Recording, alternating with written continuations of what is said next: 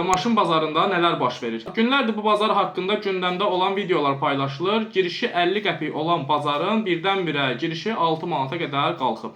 Bütün sahibkarlar bundan şikayət edir, lakin heç bir tədbir görülmür. Patrul bu barədə paylaşım etdikdən sonra bazarda bir çox obyektin icarə haqqı daha çox qalxıb və kimlər ki bu paylaşımın altında rəylər yazıbsa, hər biri bazarın yiyəsi tərəfindən 500 manata qədər cərimələnib.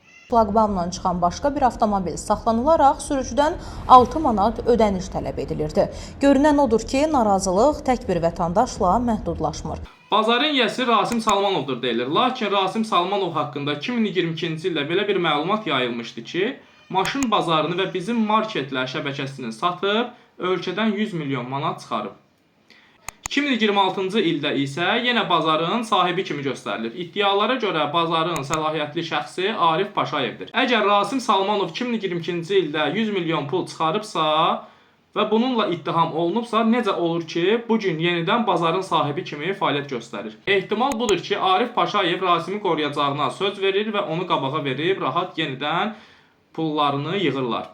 Olan yenə kasıb vətəndaş olur. Rasim Salmanov öz növbəsində nələr edir? Bazarda icarə pulunu aşağı göstərib 10-15 kvadratlıq yerdən vergi pulu, zibil pulu, axram pulu adı ilə 1800 manat icarə haqqı alır. Qudurğanlığa baxın, Rasim Salmanov bazara girəndə hər kəsin tanıdığı 014 mağazasının işçiləri ayağa qalxmadığına görə 500 manatlıq cərimə tətbiq edilib. İddialara görə sahibkar buna etiraz edib 102-yə məlumat verəndə polis bazarın yiyəsindən ona düşən payı alıb, kimin məlumat verdiyini deyir və həmən sahibkarın mağazası bağlanır. Əgər bir ölkədə hüquq ədalət yoxdursa, orada heç bir iqtisadi artımdan söz gedə bilməz. Ölkə mafiya qaydaları ilə idarə olunur. Ağa gəldisə, ona hörmət əlaməti olaraq ayağa qalxmalısan, baş əyməlisən.